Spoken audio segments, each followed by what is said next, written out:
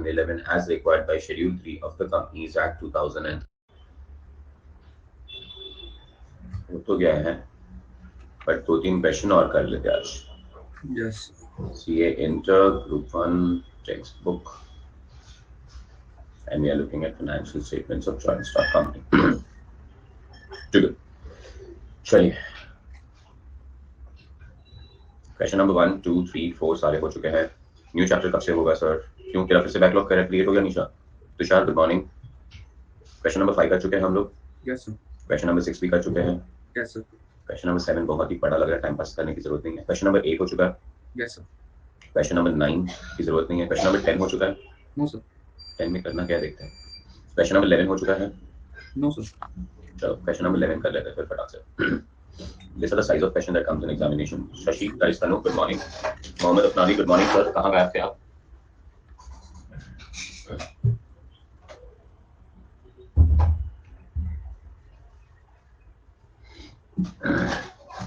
चलो sir question number 11 करेंगे. Can we start with this? Yes sir.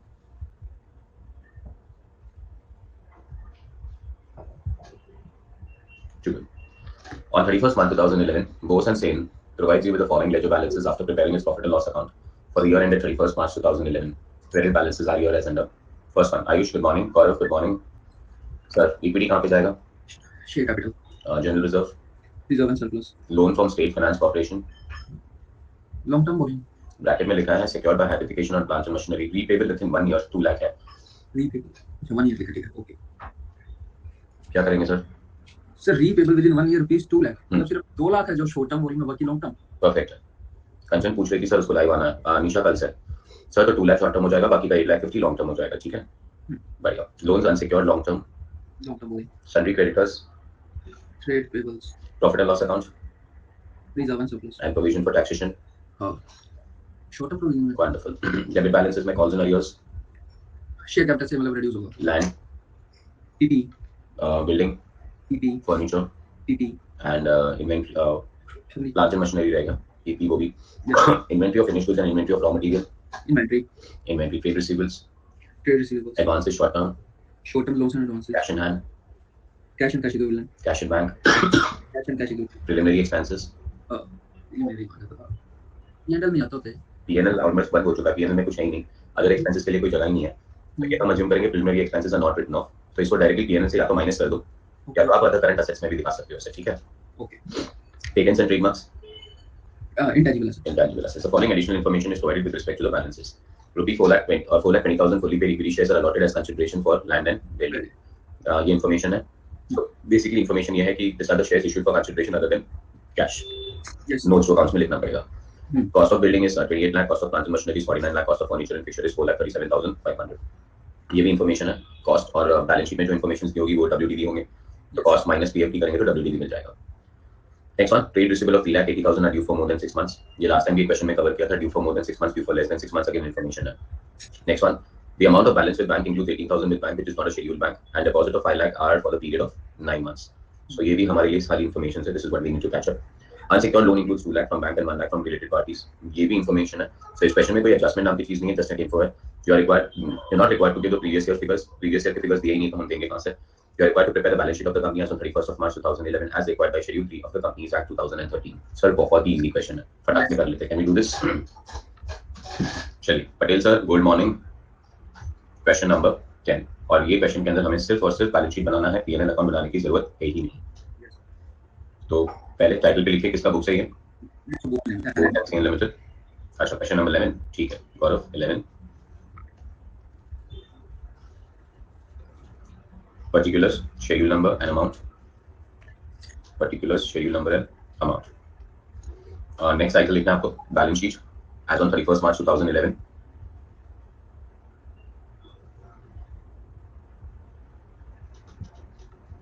And then we start the title. That is equity and liabilities. उसके अंदर first one, shareholders fund.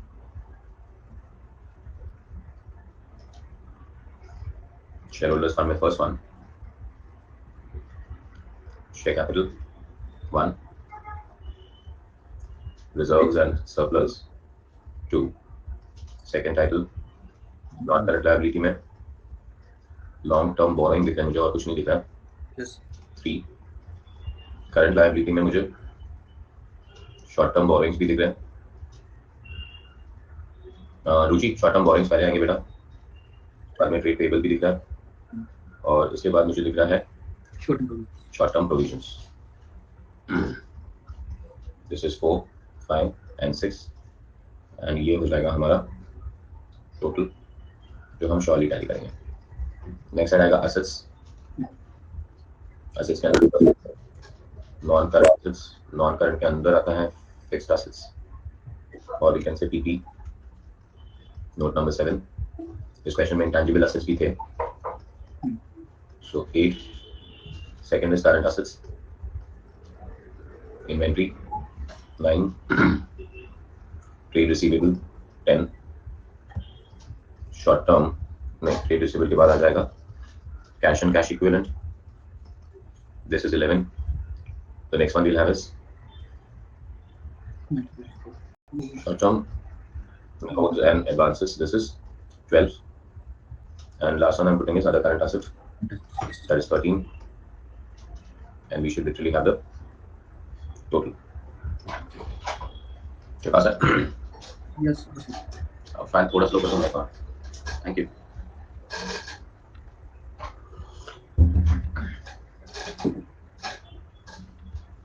चलिए start करें sir.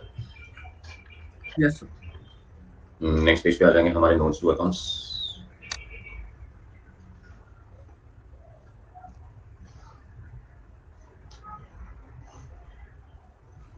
Start with note number 1, which is share capital. चलिए guys, I'm ready with the format. सब लोग ready हो जाओ format के साथ, तो मुझे बता देना।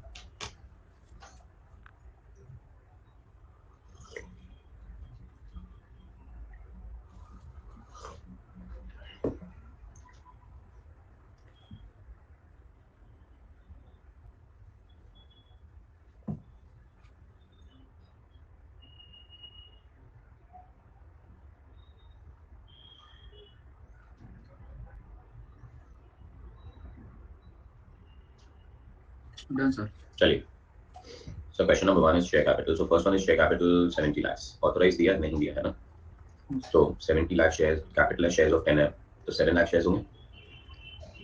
7 lakh shares of ₹10 each, amount आएगा 70 lakh, but less calls in arrears दिख रहा था मुझे। Yes So sir calls in arrears होंगे हमारे 7,000, तो हमारा अमाउंट आ जाएगा 70 lakh minus 7,000, I'm getting 69 lakh 63,000, 69 lakh 93,000, perfect है। यस ब्रैकेट में out of about any shares which are issued for consideration other than cash, मतलब कोई भी अगर शेयर इशू किया है जिसमें कैश नहीं आया तो उसमें इन्फॉर्मेशन देना पड़ेगा।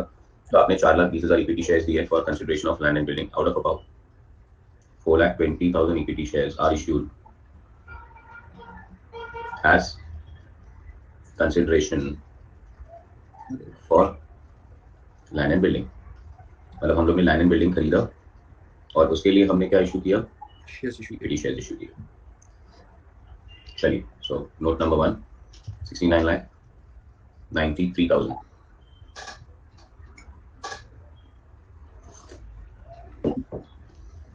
Next one. Note number 2 is reserves and surplus.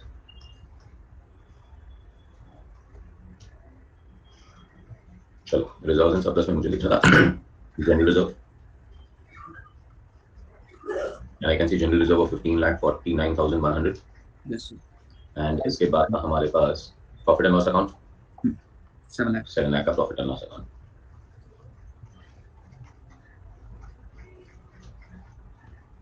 $22,49,100 preliminary expense में assumption डाल के यहाँ से राइट ऑफ भी कर सकते हो आप, ठीक है। यस बट फिलहाल मैं उसे, क्योंकि वो ट्रायल बैलेंस में दिया हुआ है और पीएनएल उन्होंने बंद कर दिया, तो मैं उसे अदर करंट असेट्स में लेके जाऊंगा। Yes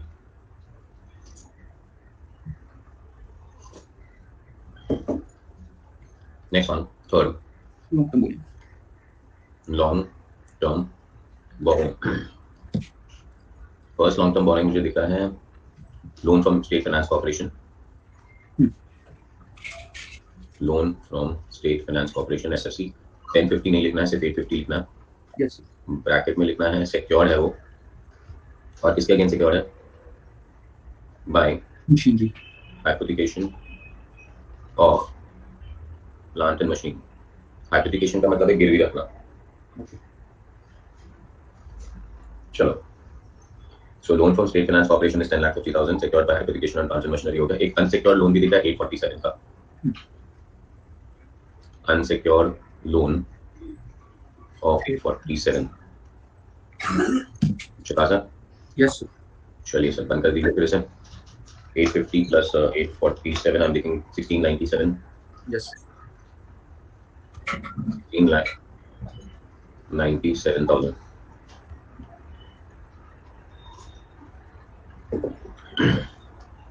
Fourth one, short term short term loans and advances, borrowing short term borrowings। और शॉर्ट टर्म बोरिंग में आपको फिर से लिखना पड़ेगा loan from SFC loan from SFC, और अमाउंट होगा 2 lakh और इसमें भी हमें लिखना होगा secured by hypothecation of of loan plant and machinery. और कोई शॉर्ट टर्म बोरिंग नहीं है ना? no sir चलो, और कोई शॉर्ट टर्म बोरिंग है ही नहीं। Amount is 2 lakh. Note number 5 बनाने की जरूरत नहीं थी, पर बना दिया अभी, तो लिख देते हैं। सर उसमें इंफॉर्मेशन है ट्रेड ये टेबल में इंफॉर्मेशन है? नहीं है एक्चुअली ना, टेबल विद इन 6 मंथ्स लिखा है, तो लिख देंगे। वही बोल रहा हूँ, नोट बना ही लिया है तो बना लेते हैं।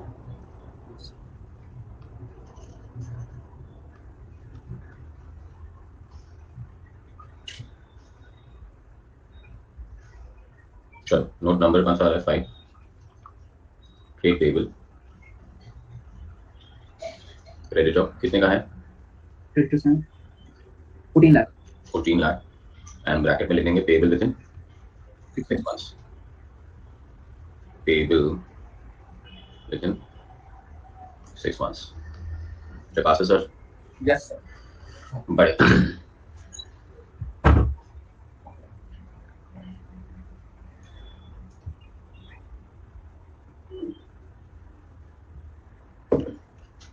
चलो, what is next? This is 14 lakh done. short term provisions note number 6, short term provision, provision for taxation शॉर्ट टर्म प्रोविजन में आ रहा है प्रोविजन फॉर टैक्सेशन। बताइए सर। 8,16,900 816,900, बढ़िया। चलो, कौन है सुबह सुबह में कॉल कर रहा है?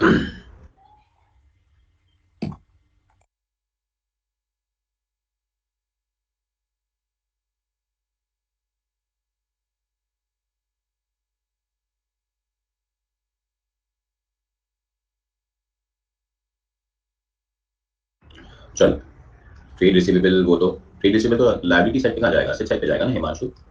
816,900, so this is 816,900, so 8,16,900 plus 14 lakh plus 2 lakh plus 16,97,000 plus 22,49,100 plus 69,93,000.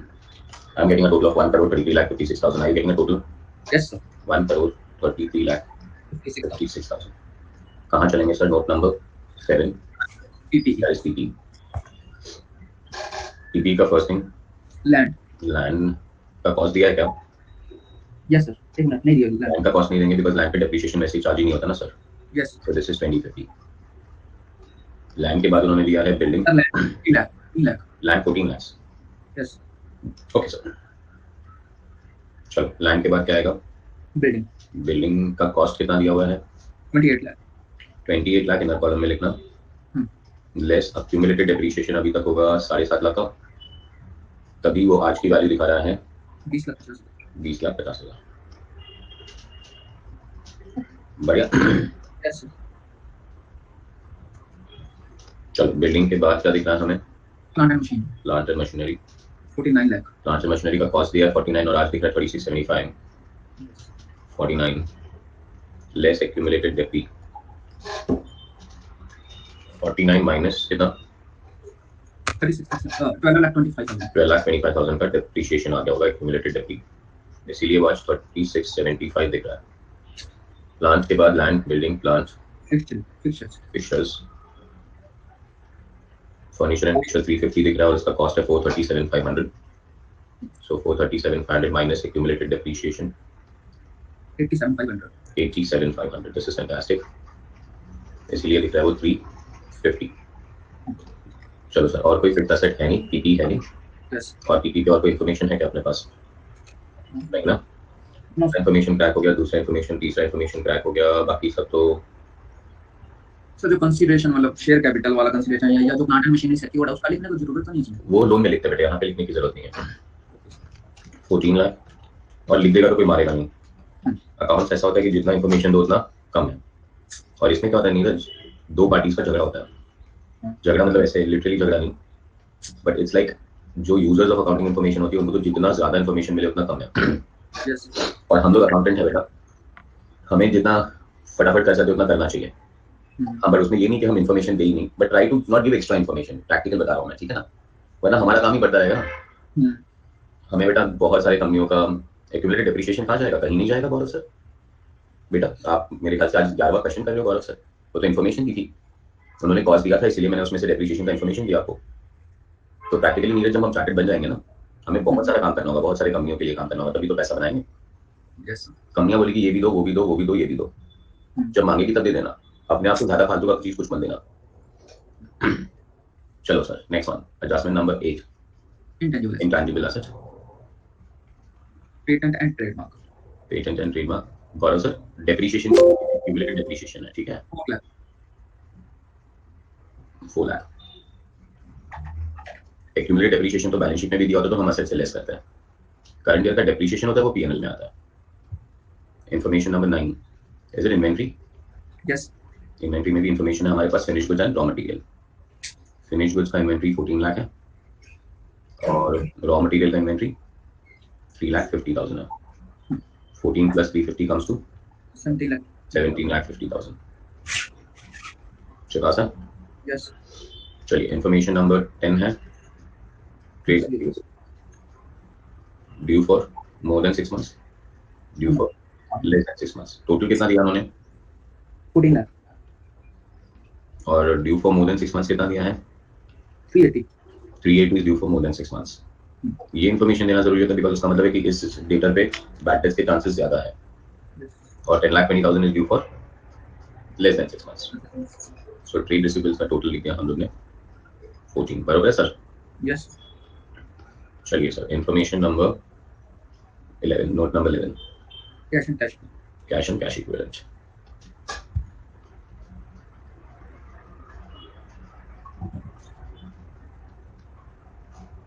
चलिए sir, cash and cash equivalent. Cash, yes cash in hand 2,10,000। Answer bank 17,29,000। 17,29,000। 17,29,000 plus 2,10,000, I'm getting 19,39,000। कोई इन्फॉर्मेशन है? Yes sir. इन्फॉर्मेशन नंबर 4 तो हो गई है। The amount of balance in bank includes 18,000 with the bank, which is not a scheduled bank.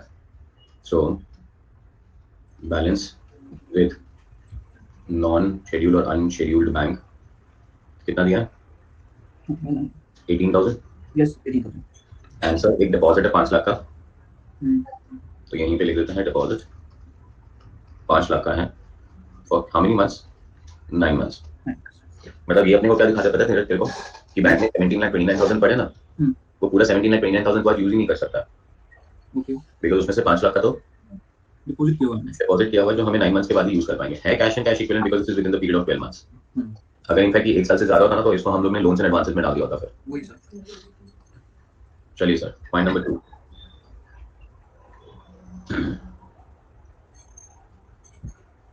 क्या रहेगा अभी? Short term loans and advances. Short term loans and advances में हमारे पास है 298,900। लोन्स एंड एडवांसेस में लोन्स एंड एडवांसेस लिख देते हैं, अमाउंट है 298,900। चलो, 19,39,000 298,900 और अदर करंट असेट्स में लिख देते preliminary expenses.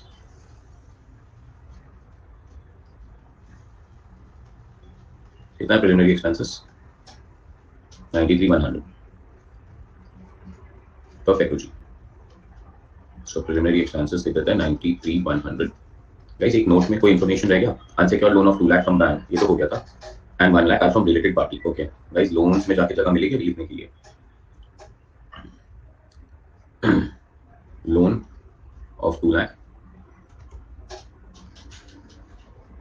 From bank and 1 lakh unsecured loan are from related party. हाँ बोलो, क्या बोल रहे हो? आवाज आ रही है भाई? हाँ आ रही। Loan of 2 lakh from the bank and 1 lakh of unsecured loan are from related party. Related party मतलब अपने जो लोग पहचान वाले लोग हैं उनसे लोन मिली है ये। चलिए अब टोटल कर लेते हैं। 74,75,000 plus 4 lakh plus 17 lakh 50 plus 14 lakh plus 19 lakh 39,000 plus 298,900 plus 93,100. Does it tally at 1 crore 33 lakh 56,000? Yes. Chakash. So 56,000 plus है. 1 crore 33 lakh 56,000. That's what I said. Yukti sir एक सेकंड ट्रेड रिसीवेबल का नोट्स दिखाना प्लीज। एक मिनट रुक जाइए युक्ति।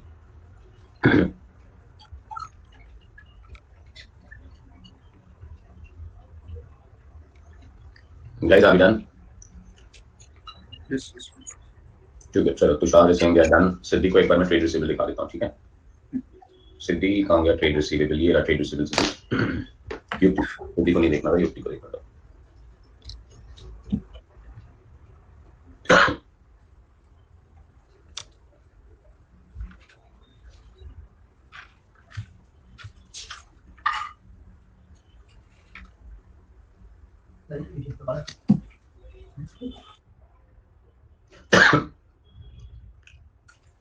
चलो नेक्स्ट पेज पे जाए।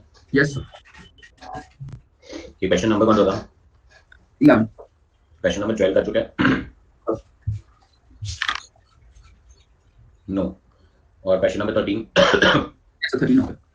13 हो गया बट 12 नहीं हुआ। 12 कराने के भी पहले ना एक अच्छा सा क्वेश्चन कराता हूँ। लेट मी चेक वो अपने बुक में है कि नहीं है।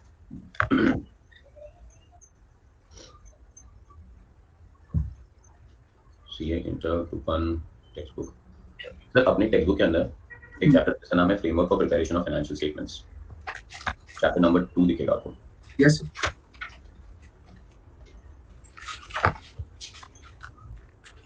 अपने बुक में चैप्टर नंबर 2 पे जाना है, framework for preparation of financial statements.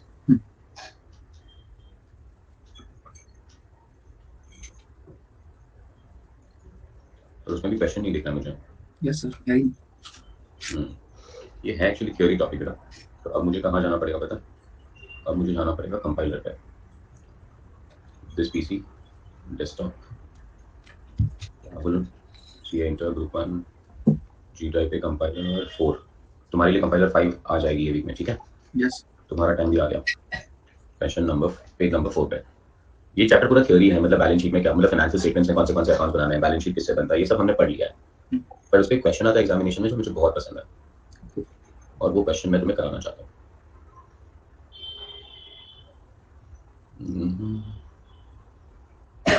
ये रहा वो क्वेश्चन। नवंबर 20 का पेपर में क्वेश्चन आया सर, दिख रहा है आपको? Yes sir. ये क्वेश्चन करेंगे। क्वेश्चन नंबर 10 नवंबर 20। आप लोग क्वेश्चन नंबर 10 मत लिखना, शायद आपका क्वेश्चन नंबर बदल जाए, तो आप नवंबर 20 का पेपर लिखना और टाइटल लिखना कंपाइलर। और जैसे मैंने कहा कंपाइलर टाइपिंग में है, सो आई गेस ये वीक में आपको वर्जन 5 मिल जाना चाहिए सब लोगों को। So before we end the portion version 5 ready हो जाएगा, तो फिर आपका टास्क है कि आप वो वर्जन 5 सॉल्व करना चालू करें, ठीक है ना सर? Yes sir. इनफैक्ट मैं थोड़े YouTube सेशंस लेना चालू कर दूंगा उसके लिए इसी वीक से। फर्स्ट बार आपको एक YouTube नहीं एक Zoom सेशन लिया था, और मैंने कहा था एग्जामिनेशन के लिए अगर आपको रेडी होना है तो बहुत सिंपल सी बात करनी है कि फर्स्ट थिंग होना चाहिए हमारा पूरा ICI का स्टडी मटेरियल डन जो हम क्लासेस कर ही रहे। सेकंड थिंग होना चाहिए हमारी कंपाइलर पूरी प्रैक्टिस हो जानी चाहिए। कंपाइलर के बाद पॉकेट बुक प्रैक्टिस हो जानी चाहिए, और प्रैक्टिस पॉकेट बुक के बाद टेस्ट पेपर्स देने चाहिए। Yes. तो ये सब अगर हमारा रेडी हो जाए तब जाके हम लोग आगे बढ़ेंगे। स्टार्ट करें? Yes sir. Question number 10, November 20 paper. Following is a balance sheet of Messrs. S Traders as on 31st of March 2010. Liabilities amount, assets amount. Capital 11% bank loan, trade payable, profit and loss account. Assets में fixed assets, closing stock, data, deferred expenditure, cash at bank. एक balance sheet दिया है उन्होंने नीरज जो tally है already. Yes. अब वो लोग कह रहे हैं additional information, remaining life of the asset is 6 years with even use. The net realizable value of fixed asset as on 31st March 2020 is 90,000. Firm sales and purchase for the accounting year 31st March 20 amounted to 7,80,000 and 625. The cost and net realizable value of stock on 31st March 2020 was 60,000 and 66,000 respectively. General expenses including interest and loan for the year 1920 was 53,800. Deferred expenditure are normally amortized equally over 5 years, starting from financial year 18-19 at 6,000 per year. Data on 31st of March are 65,000, of which 5,000 are doubtful. Collection of another 10,000 data depends upon successful reinstallation of certain products applied to the customer. Closing trade payable is 48,000, which are likely to be settled at 5% discount. There is repayment penalty of 4,000 for bank loan outstanding. Cash and bank balance as on 31st March 2000 is 1,65,200. Prepare the profit and loss account and the balance sheet for the year ended 31st March 2020, assuming the firm is not a going concern. Not a going concern. और इसीलिए मुझे ये question बहुत अच्छा लगता है, बहुत समझे? Yes. क्यों अच्छा लगता है? क्योंकि भाई, what are the three fundamental accounting assumptions that we should follow? GCA. GCA stands for going concern, consistency and approval. Yes. अब ये क्वेश्चन कह रहा है कि आप फाइनल अकाउंट्स बनाओ, पर ये अज्यूम करके बनाओ कि this is not a going concern. ठीक है सर? Yes. तो अब मजा आने वाली है. अब मैं पहले के क्वेश्चन को यहाँ पे डाल देता हूँ और फिर ये क्वेश्चन आपसे सॉल्व करा रहा हूँ. सॉल्व है सर कंपाइलर. गौरव नहीं समझा बेटा, क्या पूछ रहा है तू? नवंबर 20 का पेपर है, ठीक है ना सर? तो नवंबर 20 के पेपर पे जाते हैं. And let me just cut that question and put it across here for us. ठीक है?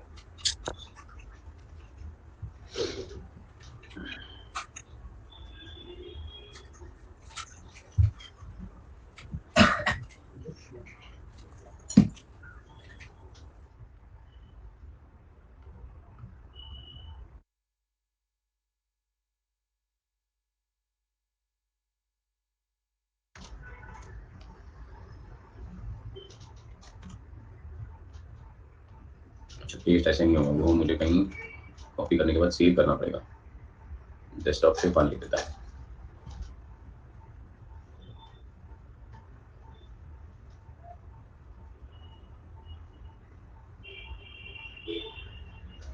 साथ साथ में सोल्यूशन दिया हुआ है सर. यस गौरव, साथ साथ में सोल्यूशन दिया हुआ है बेटा. चलिए सर.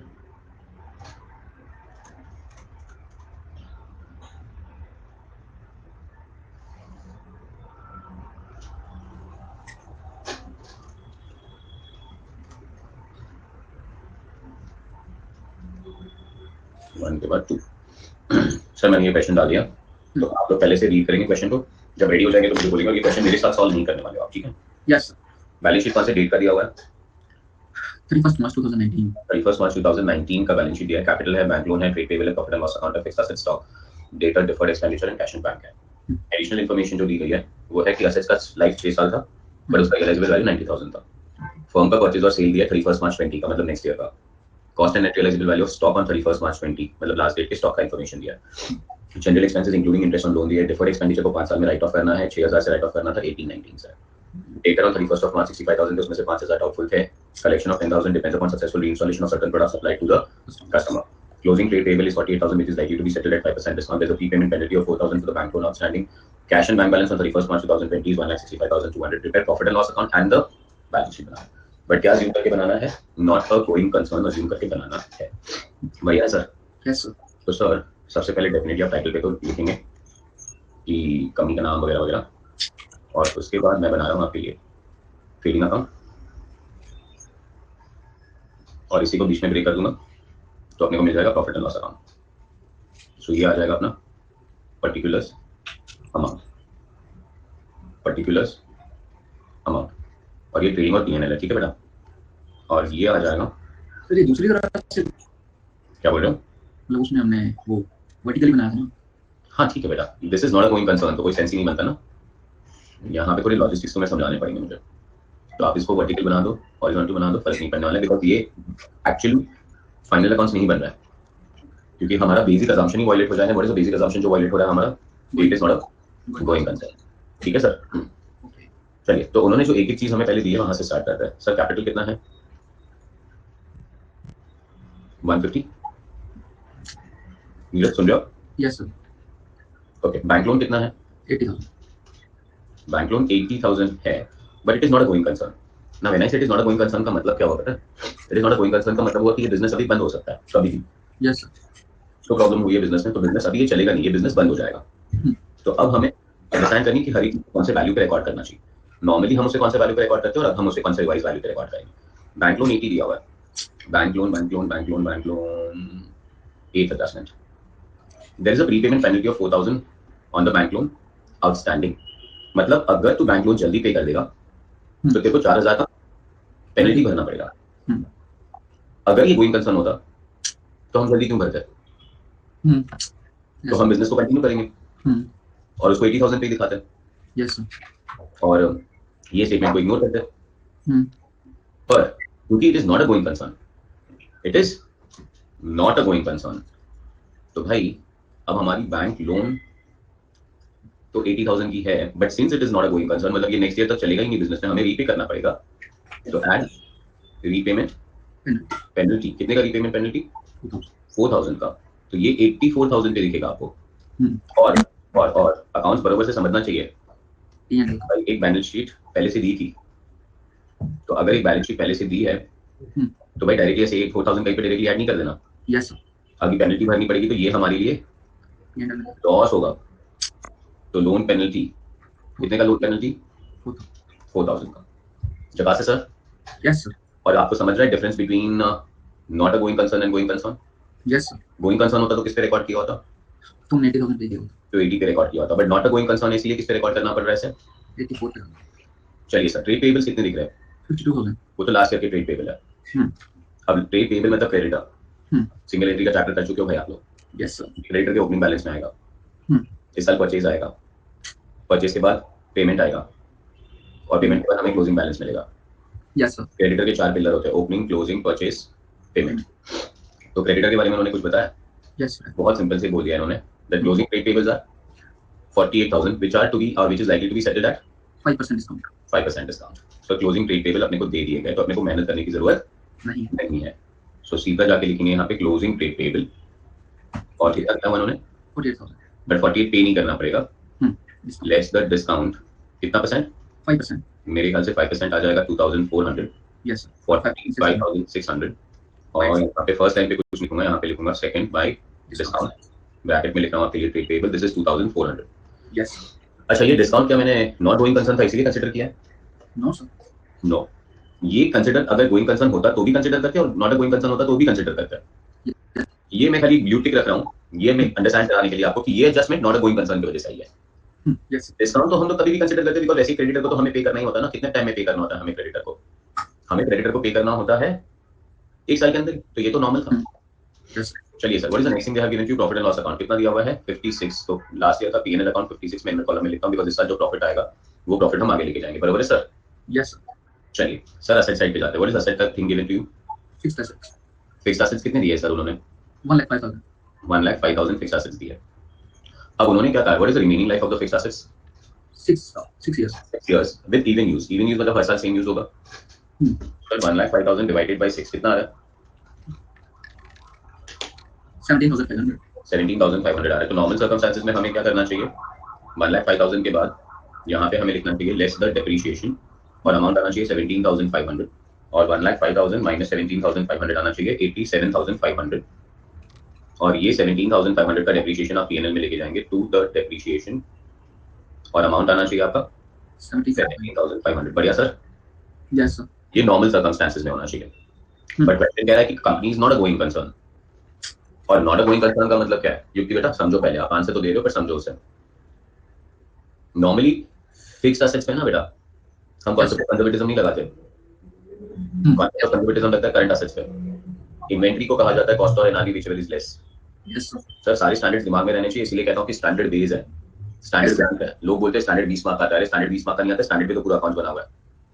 मैंने YouTube वीडियोस देखे, बोलते हैं प्रैक्टिकल इतना, थ्योरी इतना। कोई प्रैक्टिकल थ्योरी नहीं है, सब कुछ बेस ऑफ अकाउंट्स है। खाली नंबर वाले क्वेश्चन को आप बोल देते हो प्रैक्टिकल है, ठीक है चलो अपने रेफरेंसेस के लिए, बट अंडरस्टैंडिंग भी होनी चाहिए कि everything is based on accounting standards. Sir AS2 ने क्या कहा था? इन्वेंटरी को कैसे मेजर करना है? कॉस्ट और NRV whichever is low. Very good sir. Sir fixed asset को कैसे वैल्यू करना है?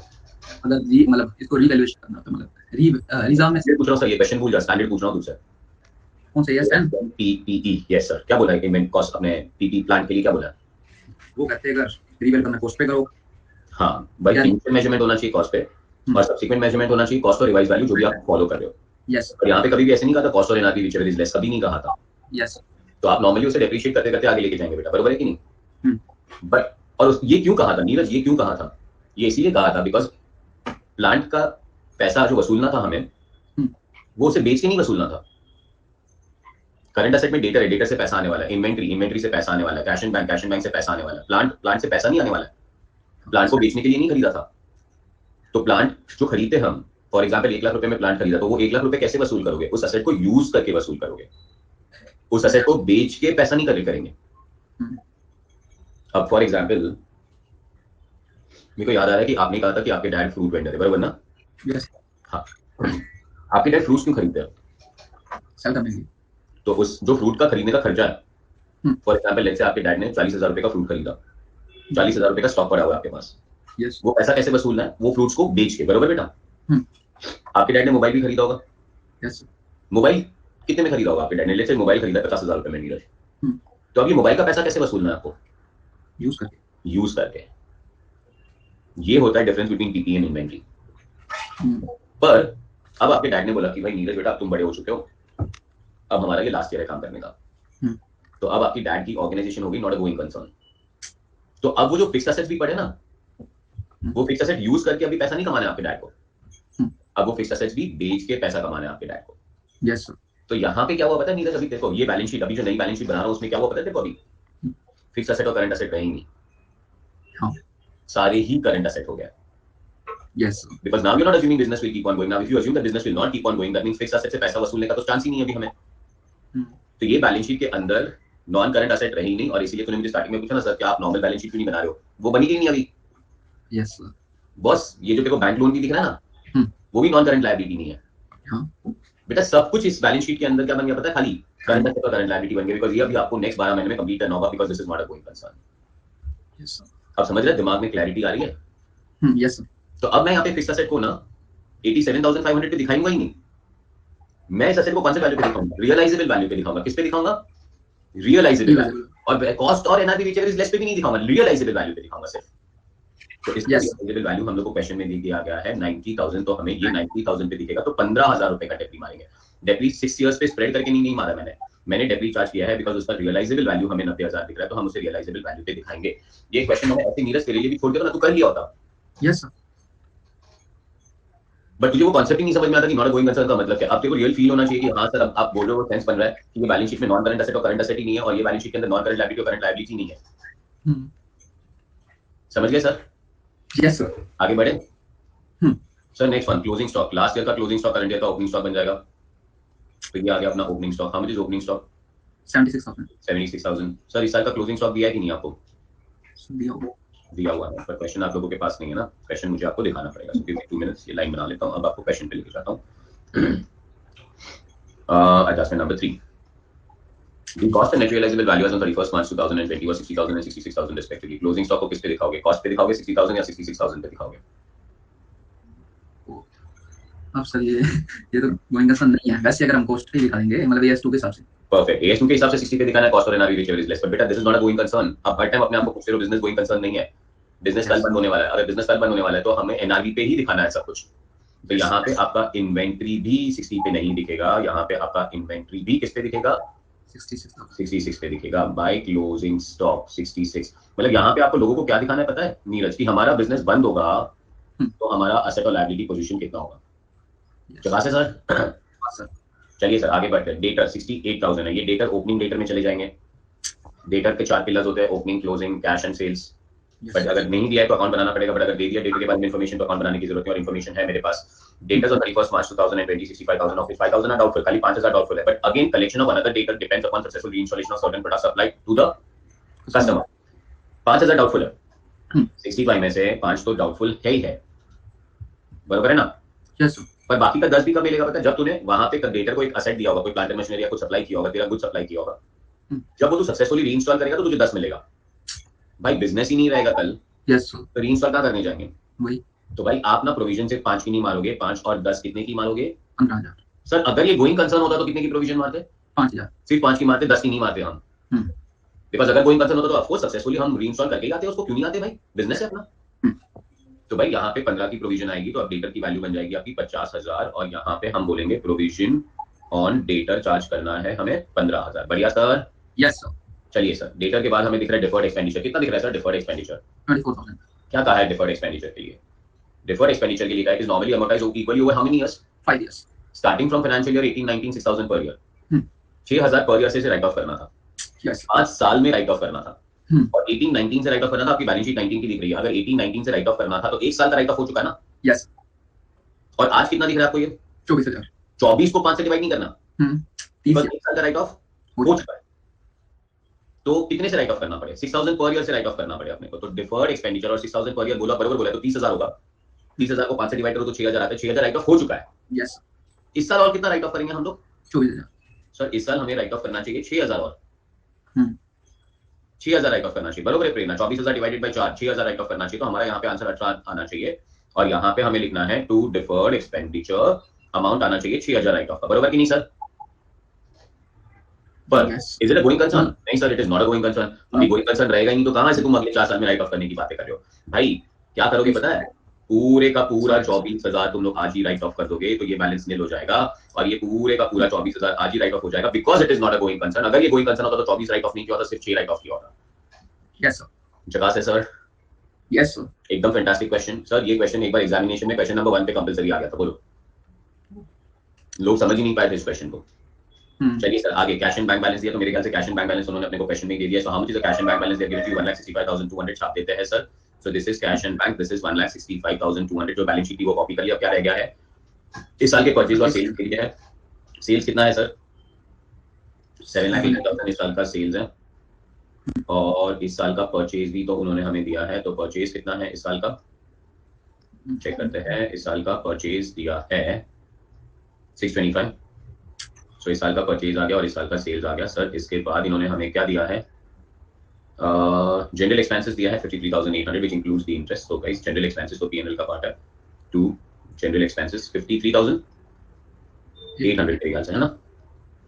53,800 जनरल एक्सपेंसेस भी दे दिए हैं। बढ़िया सर।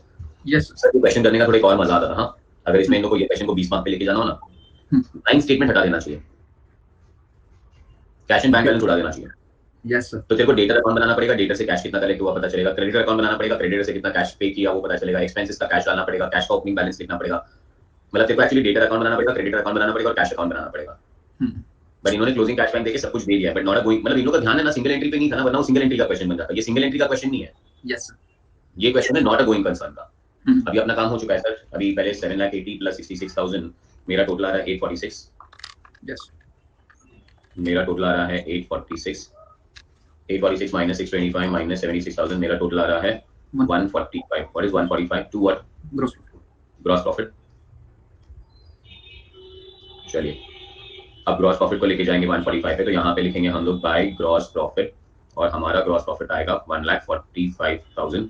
बढ़िया सर। यस। अब नेट प्रॉफिट आ रहा है कि नहीं चेक करते हैं। 4,000, 15,000 एंड 15,000 एक और 24,000 और 53,800 नेट प्रॉफिट भी आएगा। तो 1,45,000 प्लस 2,400 मेरा टोटल आ रहा है 147,400। ये उड़ा देता हूँ बिकॉज जगह नहीं है मेरे पास यहाँ पे। Minus 4,000 minus 15,000 minus 15,000 minus 24,000 minus 53,800। Sir मेरा नेट प्रॉफिट आ रहा है 35,600। चुका से सर? यस सर ये नेट प्रॉफिट जाके बैलेंस शीट में लिख देंगे। Add the net profit profit and loss account में 35,600 सर प्लस 56,000 कीजिए 91,600। चलो सब लोग अभी धमाल करो, देखो तुम्हारा कैलसी बराबर चल रहा है कि नहीं। Plus 1,50,000 plus 84,000 plus 45,600। I am getting a total of 3,71,200। 3,71,200 minus 90,000 minus 66,000 minus 50,000 minus 1,65,200। Tell me does it tally guys? It has to tally. It has to tally. Fantastic है सर। यस एकदम क्लियर। झकास। Yes. चलो guys copy कर लो और फिर आगे बढ़ना है। दिस इज नवंबर 20 का क्वेश्चन। फाइनल अकाउंट से पूरा ट्विस्ट डाल के कॉपी दैट।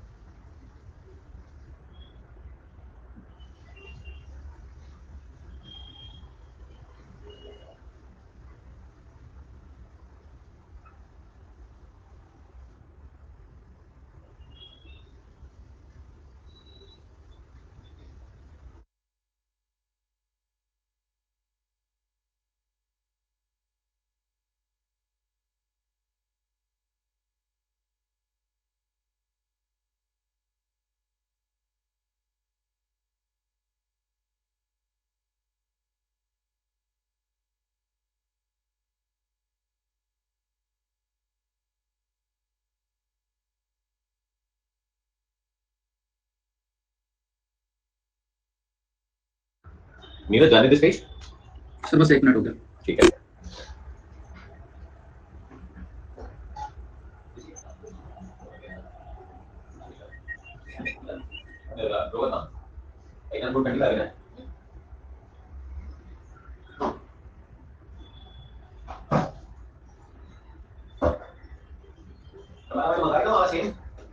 चप्पल बहुत सारा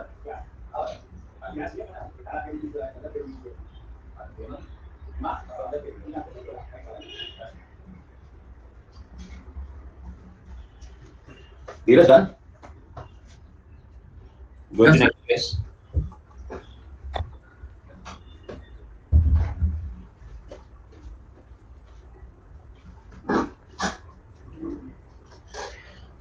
धीरज कल मैराथन पे गए थे। Yes, sir. बहुत मजा आया और मैं चाहता हूँ कि तुम लोग भी कुछ ऐसा करो, ठीक है। मैंने एक नई यूट्यूब चैनल चालू किया, अगर आपने देखा होगा, इंस्टा पे रील की ऐसी। अगर आपने अभी तक सब्सक्राइब नहीं किया तो प्लीज कीजिए। वहाँ पे हम कोई एकेडमिक बातें नहीं करेंगे, ठीक है। We are not going to talk about पढ़ाई के लिए तो नॉर्मल चैनल है, बट तुम लोग बहुत यंग हो अभी भी, बट जैसे जैसे बढ़ोगे ना एज में, Yes, sir. तो you will understand that life is much more than सिर्फ पढ़ाई, ठीक है ना। पढ़ाई एक पहलू है, अभी बहुत पढ़ना है, बट उसके बाद काम, उसके बाद फिटनेस, उसके बाद फूड, ये सारी चीजें भी बहुत मायने रखती है। Yes, On the channel I'm going to talk a lot about other things, okay? जो मैंने अपने पूरे मेरे लाइफ साइकिल, सो मेरा जो बर्थडे गया था 18 फरवरी, Yes, sir. 43 2022 हो गया, राइट। 2013 में मेरा पहली बार ट्रैक पे गया था मैं।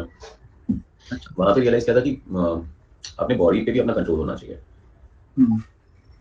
तो ट्रैकिंग है, जॉगिंग है, और तू बिलीव नहीं करेगा, ऐसे I was very surprise Neeraj, कितने लोग थे पता है वो मैराथन में? 15,000। 15,000। 15,000। कहाँ पे था सर मैराथन? नीरज ये मैराथन था मुंबई में, अच्छा। और ये मैराथन था इंडियन नेवी का मैराथन। मतलब इंडियन नेवी ने ऑर्गेनाइज किया था, तो डेफिनेटली जनरल पब्लिक भी पार्ट ले सकती है, बट डेफिनेटली उसके लिए पेमेंट करनी होती है। बट पेमेंट के तो ये लोग अपने कुछ चीजें दे देते हैं, मतलब अपना पैसा नहीं जाता कहीं भी। फॉर मेरे ख्याल से बुकिंग करने का उन्होंने कुछ मुझसे 1200 रुपया लिया था, बट 1200 रुपये की उन्होंने चीजें दे दी हमें। एक बैग दी थी, शैम्पूज दिए थे, ड्रिंक्स दिए थे, बिस्किट्स दिए थे, चॉकलेट्स दी थी, ठीक है ना। बट इससे क्या होता है कि यू नो मीट पीपल, 15,000 लोग, मैं ऐसे ऐसे लोगों से मिला जो दे आर फैबुलस। तो this is very very important, ठीक है। मैं तुम्हें थोड़ा सा चीज दिखाता हूँ, I will show you all.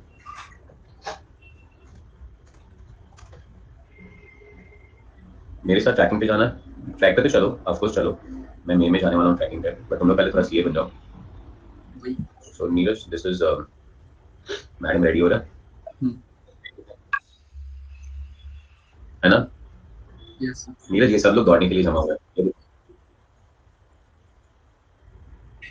Is it good? Yes, sir. ये तीन लाइट दिख रही है, वहां तक लोग हैं।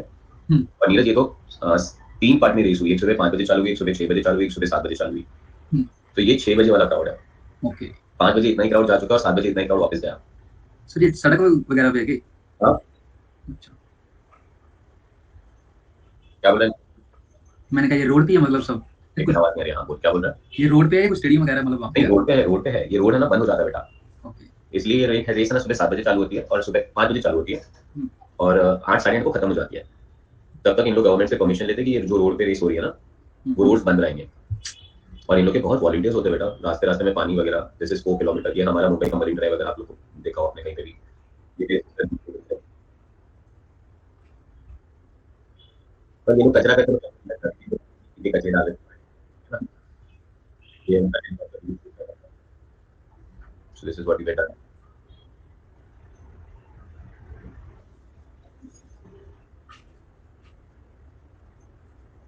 ये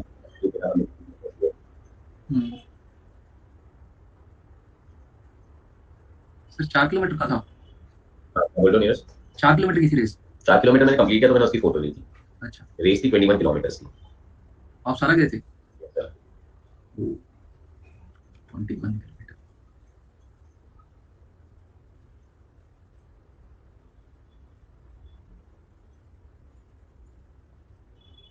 ये हमने सारे फोटोज ऐसे निकाले, तो ये रहे। कितने लोग ना। और ये तो इनके बारे में आपने सुना होगा कि मिलिंद सोमन है।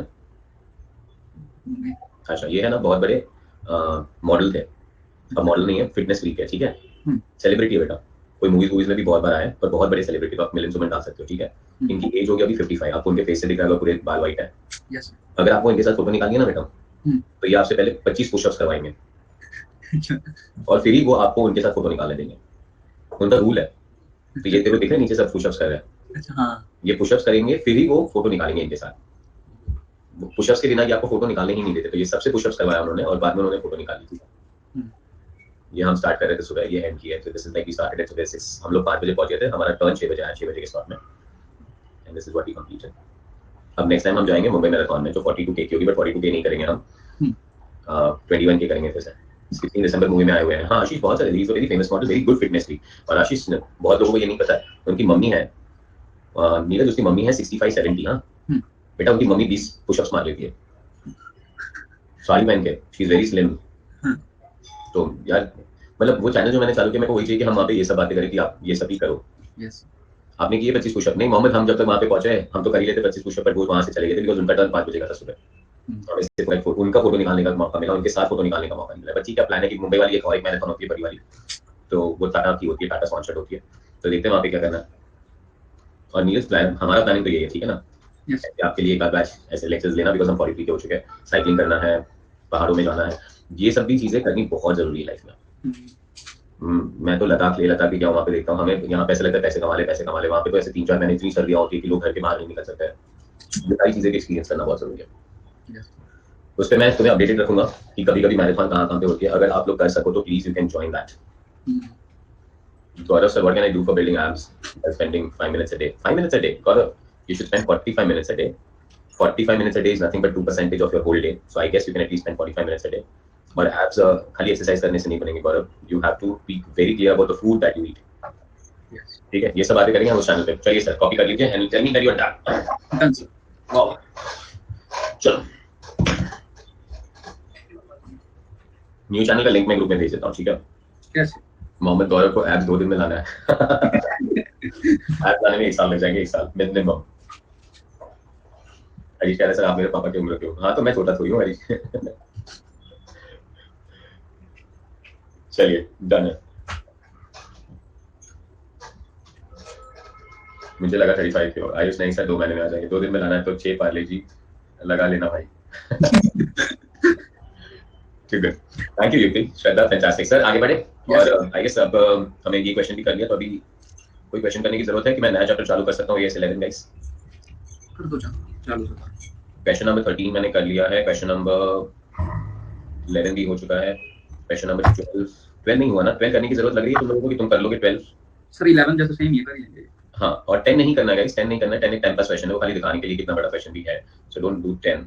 अगर आप कहो तो आप क्वेश्चन नंबर 11 कर लेना और मैं आगे बढ़ सकता हूँ फिर 11 नहीं 12। 12 यस सर डेबिट और क्रेडिट बैलेंसेस दिए हुए, सारी इन्फॉर्मेशन दी हुई, खाली बैलेंसेस टैली करना और कुछ भी नहीं करना है। हम्म 10 नहीं करना है, 10 एक 1 लाइनर है, 7 भी नहीं करना है। 10 तो किया ना हम लोगों ने, कोई 10 क्यों बोल रहा है? सर 10 नहीं किया 10 नहीं किया, खाली ऐसे ही देख लेते 10 करने में क्या। हम्म चलो क्वेश्चन नंबर 10 कर लेते हैं, can I start? Yes the following extract of balance sheet of star limited non investment company was obtained. कौन सा कंपनी है सर ये? Non investment non investment company है, क्यों नहीं किया पता नहीं इस क्वेश्चन को हमें। तो अगर आपको याद हो रहा है तो यहाँ पे इफेक्टिव कैपिटल कैलकुलेट करने को आएगा, अगर नॉन इन्वेस्टमेंट कंपनी है तो इन्वेस्टमेंट माइनस करना है कि नहीं करना है? करना है करना है, बढ़िया। चलिए sir, balance sheet extract as on 31st of March 2011। Liabilities में authorised share capital 60,000, 14% preference share of training 60 lakh, equity shares दिया हुआ है 6 करोड़, उसको भूल जाओ। Authorised and issued and subscribe पे प्रेफरेंस शेयर्स है, इक्विटी है, शेयर सस्पेंस अकाउंट है, रिजर्व्स एंड सरप्लस में कैपिटल रिजर्व है, रिवैल्यूएशन रिजर्व नहीं आना चाहिए, सिक्योर प्रीमियम है, secure loan 15% debenture unsecured loan, public deposits है, cash credit short term loan नहीं आना चाहिए, ट्रेड पेबल्स को नहीं आना चाहिए, असेट्स में इन्वेस्टमेंट्स है डेफिनेटली माइनस करने पड़ेंगे, और प्रॉफिट एंड लॉस अकाउंट का डेबिट बैलेंस है वो भी माइनस करना पड़ेगा। Share suspense account represents application money received on shares, the allotment is not yet made, तो ये नहीं आना चाहिए। You are required to compute the effective capital as per the provisions of schedule 5। Would your answer be different if star limited is an investment company? अरे वापस नीचे जाके बोला इन्वेस्टमेंट कंपनी है, तो आपका आंसर अलग होगा कि नहीं होगा? तो एक काम कर लेते, 2 टेबल 2 कॉलम बना लेते हैं, एक नॉन इन्वेस्टमेंट कंपनी और एक इन्वेस्टमेंट कंपनी, ठीक है। आगे बढ़े सर? यस चलो क्वेश्चन नंबर कौन सा आएगा अभी? 10। तो question number 10 and I want you guys to try, 5 minute आप ट्राई कर लो, और अभी 10 करवा रहे हो तो बोलो 12 भी कर ही लेते हैं।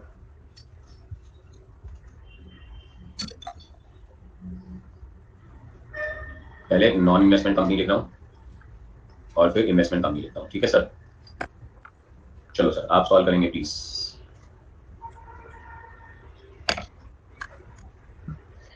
संजीवनी मैडम इतना लेट क्यों आया पास?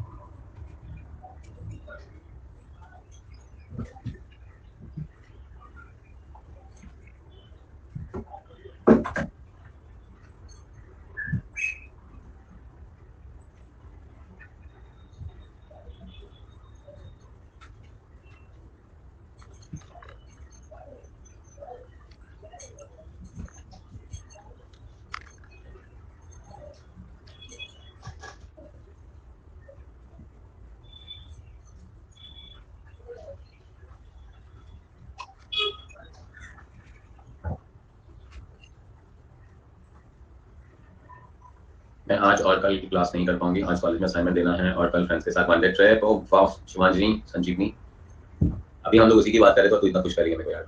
टुक माय वर्ड्स, जाओ बेटा जी लो अपनी जिंदगी और मुझे फोटो भेजना वन डे ट्रिप की।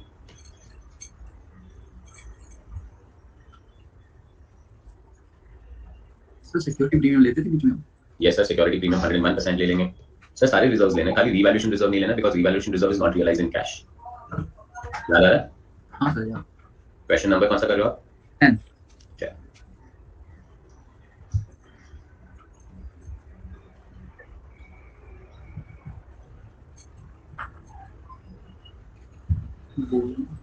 मैं करूं? यस सर, बस आप कर दो। सर दिसंबर फर्स्ट वीक फैमिली बोल रही है ट्रिप पर चलना है। Of course Ruchi 101% please go ahead. पर दिसंबर फर्स्ट वीक की जा रही है ना, थोड़ा टेंशन इसलिए आ रहा है बिकॉज़ मैं ग्रुप 2 तभी तो स्टार्ट करूंगा। कौन से डेट पे जा रही है एग्जैक्टली? G2 स्टार्ट होगा हाँ, पर G2 में भी सिर्फ रुचि अकाउंट से स्टार्ट हो रहा है। मैंने सुना पॉपुलर सर लेट स्टार्ट कर रहे हैं। यस उनका लेट होगा। FM हो जाएगा मेरे ख्याल से, सुनील सर FM कर देंगे पक्का, और अकाउंट्स हो जाएगा और टैक्स तो ग्रुप 1 का चलता रहेगा। चलिए सर शेयर कैपिटल से स्टार्ट करते हैं। शेयर कैपिटल में पहला प्रेफरेंस है। Yes sir. Preference is 14 lakh. Non investment company और इन्वेस्टमेंट कंपनी कोई फर्क नहीं पड़ता। 45 लाख। 45 लाख 45 लाख नॉट 14 लाख। अच्छा ठीक है 45 लाख। ऑडिट चालू हो रहा है, पॉपुलर सर ऑडिट चालू नहीं कर रहे इतना जल्दी। अपने ओबेरॉय सर की बात कर रहे हो? इक्विटी शेयर हाँ, कभी कर रहे हो ओबेरॉय सर? फर्स्ट कोई कर रहे हैं इक्विटी बेटा? 2 करोड़ 88 लाख। 2 करोड़ 88 लाख, ये भी ऐड हो जाएगा। Investment company non investment company को कोई फर्क नहीं पड़ता। कैपिटल में क्या ऐड करोगे अभी आप? रिजर्व्स ऐड करोगे। यस। रिजर्व्स में सबसे पहला रिजर्व क्या दिख रहा है आपको? Capital reserve. और कैपिटल रिजर्व में रिवैल्यूएशन बस करना होगा 4,50,000। रिवैल्यूएशन रिजर्व नहीं आना चाहिए। बोलिए कितना? 135। 135। Ruchi I would still prefer you to go ahead with that. थोड़ा बहुत ब्रेक बनता है बेटा।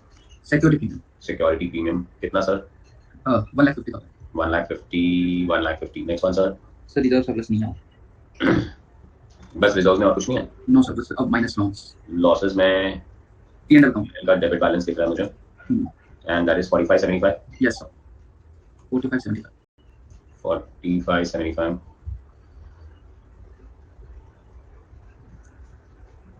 रुचि जरा मुझे कॉल करो, let's discuss that in detail. Add loans. Loan में क्या क्या आएगा अपने पास? 15% डिबेंचर्स। 15% डिवेंचर कितना? ये 1 करोड़ 95 लाख। 1 करोड़ 95 लाख। 1 करोड़ 95 लाख। 15% डिवेंचर के बाद क्या?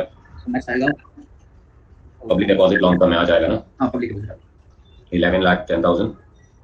11,10,000। शॉर्ट टर्म इन्वेस्टमेंट्स नहीं आने चाहिए, शॉर्ट टर्म लोन्स नहीं आने चाहिए। Less investments. इन्वेस्टमेंट कंपनी में इन्वेस्टमेंट्स माइनस नहीं करना, नॉन इन्वेस्टमेंट कंपनी में इन्वेस्टमेंट्स माइनस करेंगे। कितना दिया? 2 करोड़ 25 लाख।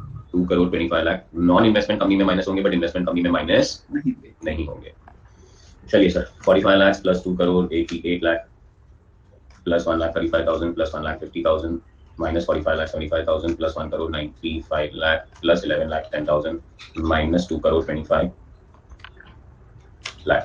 गाइस मेरा आंसर आ रहा है 2 करोड़ 71,20,000 आ रहा है आंसर आपका। This is effective capital. Tell me whether my answers are matching with your answers. And 25 lakh करेंगे तो यहाँ का आंसर आना चाहिए 4 करोड़ 96,20,000। अच्छा नीरज, अगर तेरे को याद हो तो इफेक्टिव कैपिटल हम लोग क्यों निकालते थे? क्यों निकालते थे? आपने बताया तो था क्या था? कैपिटल निकालते थे हम मैनेजरियल रेम्यूनरेशन करने के लिए। हाँ ठीक है। मैनेजरियल रेम्यूनरेशन, चलिए लिखिए सर, भूल जाते हो आप। मैनेजरियल रेम्यूनरेशन शेड्यूल 5 के हिसाब से अगर कंपनी का लॉस हो, इफ प्रॉफिट्स आर इनसफिशिएंट, है ना? Yes sir. तो मैनेजरियल रेम्यूनरेशन किस पे देना है? मैनेजरियल रेम्यूनरेशन इफेक्टिव कैपिटल पे देना है, ठीक है? Yes sir. सर चलिए रेंज बोलो, रेंज क्या थी? हाँ, अप टू मतलब अप टू 5 करोड़। क्या? इफेक्टिव कैपिटल, हाँ। हाँ, तो इफेक्टिव कैपिटल आपका नेगेटिव से 5 करोड़ हो, तो 60 लाख का रेम्यूनरेशन जाना चाहिए, याद आ रहा? Yes sir. चलिए फ्रॉम 5 करोड़ टू 100 करोड़, 100 करोड़, 84 लाख, 84 लाख जाना चाहिए, बढ़िया सर। फिर 100 करोड़ से 250 करोड़, 100 करोड़ से 250 करोड़, 120 लाख, 120 लाख जाना चाहिए सर। फिर मोर देन 250 करोड़ है, अबाउट 250 करोड़ है, तो 120 प्लस 0.1%, 0.1%, हाँ 1%, 0.1 परसेंटेज ऑफ 0.01 या 0.1% है वो, 1 होगा। चेक कर लो तो नोट्स का जरा एक बार। यस 0.01% है, वही बोल रहा हूँ मैं, 0.01 परसेंटेज अबाउ 250 करोड़, बढ़िया सर, यस टू गुड।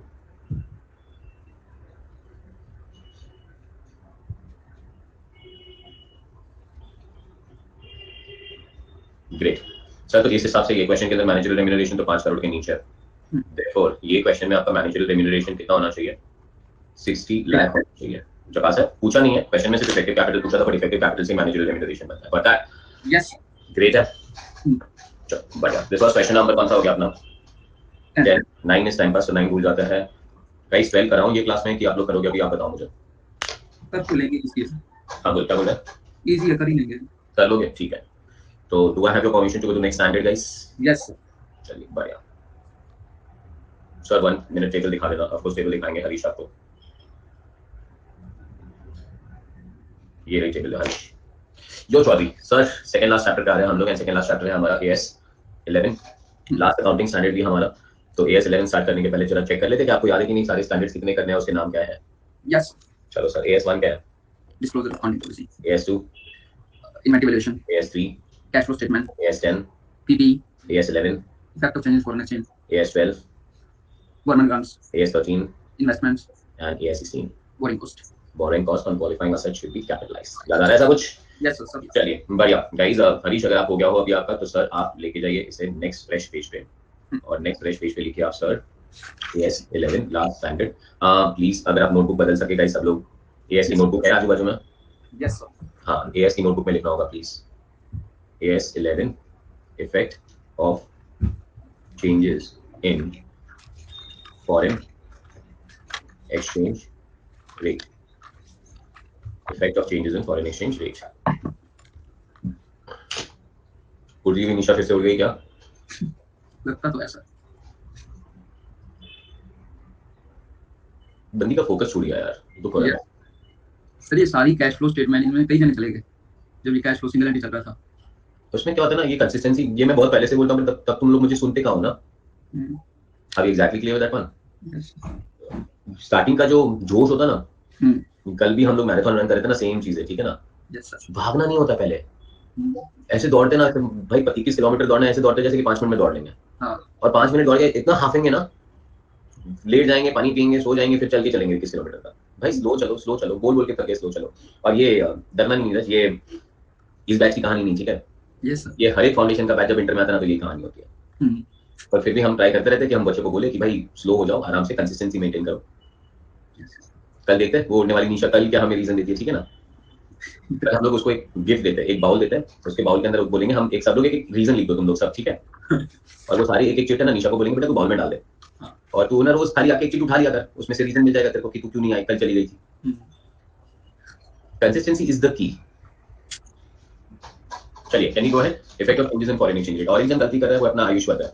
हाँ वो भी गलती कर रहा है। गलती क्यों कर रहा है पता है? बिकॉज़ उसका ग्रुप 1 में बैकलॉग आ गया, तो बोलता भी मैं ग्रुप 1 नहीं करूंगा, ग्रुप 2 में करूंगा। उसको लगता है ग्रुप 2 में बैकलॉग नहीं आएगा, ऐसा नहीं होगा ना। वही सर, फिर वो ना साइकिल चालू हो जाता है। मेरे को दुख होता है बिकॉज़ आप एक अटेम्प्ट के बाद दूसरे अटेम्प्ट के बाद तीसरा अटेम्प्ट चलते रहते हो, फिर 4-5 अटेम्प्ट करने के बाद आपको लगेगा आप सीए बनने के लायक ही नहीं हो, जो रियलिटी नहीं है। प्लानिंग प्रॉब्लम हो गई थी, इसके लिए प्रॉब्लम था। यस, और एक प्रॉब्लम आता है नीरज, जब एग्जामिनेशन आती है ना, मेरी अटेम्प्ट आ रही है, वो ये अटेम्प्ट आ गया। अरे पर अटेम्प्ट कब आएगी? When will you get an attempt? Attempt आएगी तब जब आप रेडी हो अटेम्प्ट देने के लिए, नॉट बिकॉज़ आपकी अटेम्प्ट आ रही है। यस, ठीक है ना? ये भी बहुत इंपॉर्टेंट है, वरना फिर लोग वहां पे क्या करते हैं पता है? They will do the crash course and complete it. हाँ, क्रैश कोर्स में क्रैश कोर्स कंप्लीट करके आगे बढ़ेंगे ना तो वो नॉलेज ही आधी रह जाएगी यार। हम्म, हम हर एक चैप्टर के अंदर कितनी ऑफ ट्रैक की बातें करते हैं यहाँ वहाँ की। आज वो अभी छोटा सा क्वेश्चन कराना था, अगर चाहिए होता तो 5 मिनट में क्वेश्चन करा दिया तो नॉट अ गोइंग कंसर्न। उस कॉन्सेप्ट से कितने नॉलेज बढ़ी हमारी वो क्वेश्चन करने से। वही सर, क्वेश्चन बिल्कुल इजी था, पर अब जैसे कंसेप्ट समझ आ गया उसके जैसे कोई भी क्वेश्चन आ जाए आराम से हो जाएगा। हाँ उसको कर लेंगे हम फिर। युक्ति बेटा आज थोड़ा बिजी हूँ, कल बात कर सकते हैं हम लोग, बिकॉज कल पूरे दिन से मैराथन भागे ना तो आज पूरा बॉडी एकदम सूख सा गया, पानी वानी पिया नहीं उसमें, और आज लेक्चर्स भी बहुत है, और तो आज जिम जाना पड़ेगा कंपलसरीली युक्ति उसके बैकलॉग्स को क्लियर करने के लिए, मतलब बॉडी के बैकलॉग को। तो कल हम आराम से बात कर सकते हैं, कल जिम नहीं जाऊंगा मैं, कल 5 बजे के बाद मुझे कभी भी कॉल कर दे। चलो आगे चले, 5 नहीं कल 6 बजे कॉल कर दे युक्ति। Sir effect of changes in foreign exchange rate, ये चैप्टर के अंदर आशीष तू बुक लेके आ बेटा, इसके अंदर है ना नीरज 3 चीजें रन करनी है। First one recording foreign exchange transaction, recording foreign exchange transaction. Second, translation of foreign operations, translation of foreign operations, इसके ब्रैकेट में लिखना also in, हाँ लिखना है 10 लिखना है, also in branch accounts। मैं ये चैप्टर ना इसीलिए सेकंड लास्ट में कराता हूँ बिकॉज ये जो सेकंड पार्ट है ना ये ब्रांच अकाउंट में भी आ जाता है, तो मेरा आधा ब्रांच अकाउंट यहाँ पे कवर हो जाता है। And third is forward contract, third is forward contract. First one एक लाइन छोड़ने के बाद लिखना recording foreign exchange transaction, recording foreign exchange transaction, foreign exchange currency which is not the currency of home country, currency which is not the currency of home country, full stop।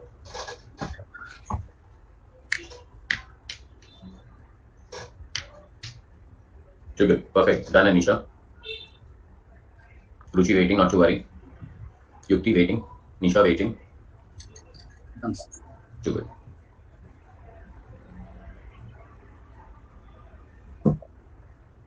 Sir ये निशा तो class में ही है। Sir class laptop में open था तो वहां से message नहीं हो पाया। तो पहले बोलना इतना भाषण क्यों दिलवाया मुझसे यार। चलो भाई मैं भी वही सोच रहा हूँ, मैं क्या बोल रहा हूँ, नीरज थोड़ा उड़ने चली गई होगी, उड़ के आ गई होगी, ठीक है चलो कोई नहीं। Nisha consistency I keep on telling you, तुम्हारे जैसे टैलेंटेड लोग जब कुछ नहीं कर पाते मेरे को बहुत दुख होता है। We have to clear this infrastructure Nisha, ठीक है। चलिए sir, currency in which is not a currency of the home country, initial recognition, initial recognition, अगर रेड पेन या और कोई पेन साथ में हो, स्पॉट रेट,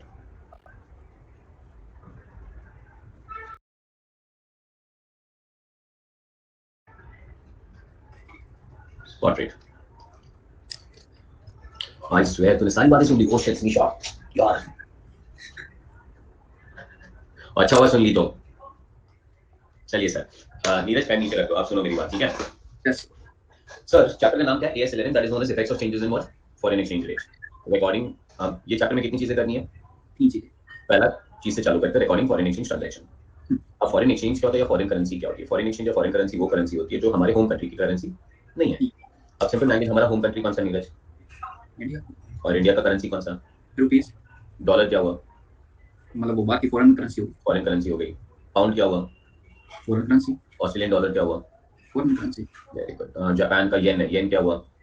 वो भी फॉरेन करेंसी। अब भाई जब आप इंडिया में अकाउंट बनाओगे तो इंडियन की कंपनी फॉरेन में काम तो करती होगी ना। हाँ। तो वहां पे फॉर एग्जांपल अगर ट्रांजैक्शंस डॉलर में होते हैं तो हम रिकॉर्डिंग डॉलर में नहीं कर सकते हैं, यस। हमें रिकॉर्डिंग रुपी में करनी होगी। तो ये कहते हैं कि जब इनिशियली ट्रांजैक्शन होता है तो इनिशियल ट्रांजैक्शन को किस पे रिकॉर्ड करेंगे? तो स्टैंडर्ड ने कहा है, कॉमन सेंस है भाई, इनिशियल रिकग्निशन मतलब इनिशियल मेजरमेंट स्पॉट रेट पे करना। किस पे करना? Spot rate. स्पॉट रेट पे करना।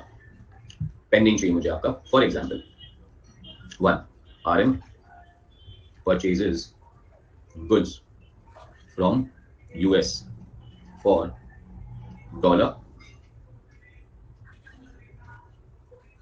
50,000 on credit on 1st Jan 2022।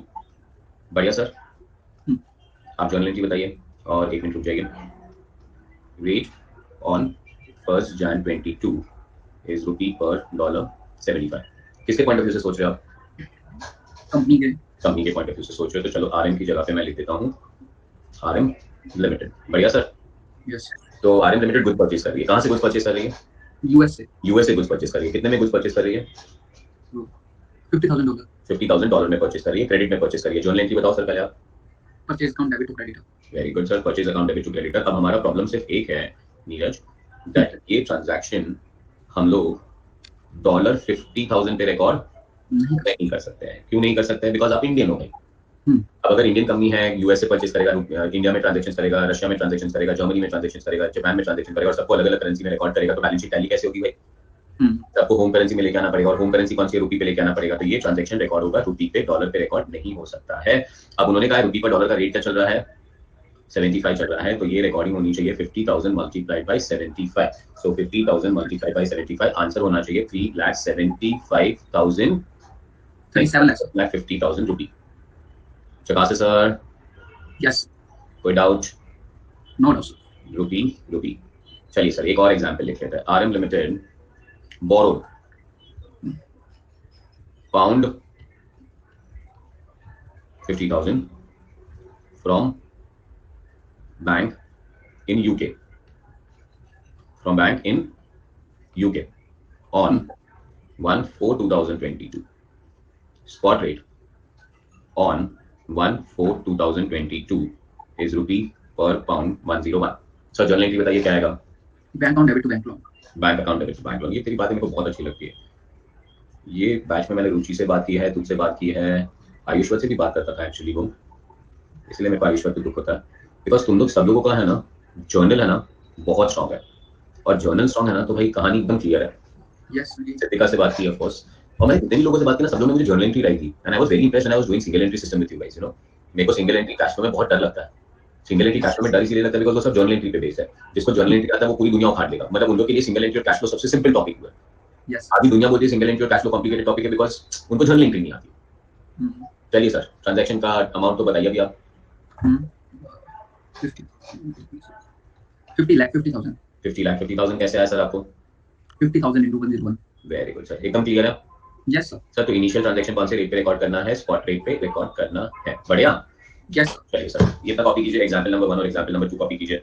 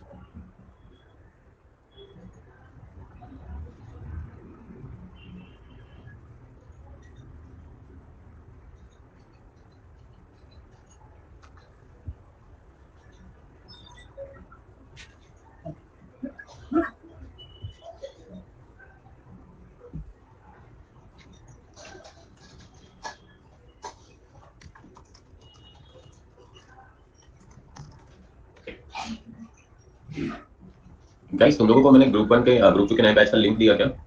No sir.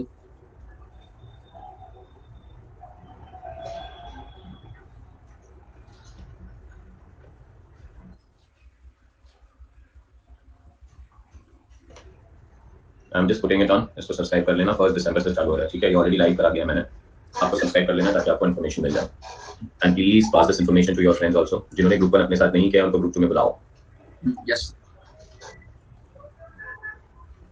Ruchi call me today at 5:15 5:30 के आसपास, या तो उससे भी एक अच्छा टाइम बोलता हूँ। Call me at 7:30 in the evening.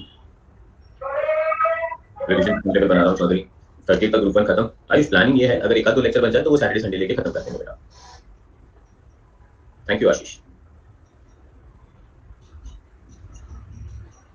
But हमारे पास इस वीक में 6 लेक्चर्स है। सैटरडे संडे मंडे में नहीं हूँ, मॉम डैड को बाहर लेके जा रहा हूँ। ट्यूसडे एक दिन बचता है 30th। अगर ट्यूसडे को खत्म नहीं होता नेक्स्ट ट्यूसडे तक तो फिर नेक्स्ट वीकेंड सैटरडे संडे लेके खत्म कर दूंगा मेरा branch. Yes sir. Most probably तो हो ही जाना चाहिए। Sir I done with example number 1 and example number 2? Yes sir. Initial recognition होना चाहिए स्पॉट रेट पे। Everyone done? किसी के लिए वेट कर रहे हैं? नो, ठीक है। और एक एग्जांपल लिखिए, उसका आंसर लिखिए। Example number 3, RM limited purchase युक्ति जीवन का रिवीजन लाइव नहीं लिखूंगा, पॉकेट बुक तो ऑलरेडी रिकॉर्ड करके मैंने YouTube पे डाल दी है, बट मैं सोच रहा हूँ इसमें बहुत सारे कंपाइलर सेशंस ले लूँ जीवन के लिए। That's what my planning is युक्ति। RM limited purchase launch costing $40,000 from X Limited on 1/4/2022 on credit. Spot rate on 1/4/22 is rupee per dollar 81. Full stop. Currency बदलने से भी फर्क नहीं पड़ेगा आशीष, अंडरस्टैंडिंग करेंसी पे नहीं, अंडरस्टैंडिंग आगे की है, वो आपको कल पता चलेगी। चलिए सर, नीरज आप इसका जर्नल एंट्री बताइए। Yes, plant account debit to X, plant account debit to X limited, plant account debit to X limited, और अमाउंट कितना रिकॉर्ड करना है? 32,40,000। 40,000 into 81 आपने किया होना चाहिए, दैट इज 32,40,000। और ऊपर रुपी लिख देना है, रुपी 32,40,000 लिख देना, ताकि हमें पता चले कि हम इसे रुपी में रिकॉर्ड कर रहे हैं। विकास है सर? चलिए सर, दूसरा टाइटल लिखिए सब्सिक्वेंट मेजरमेंट। Subsequent measurement.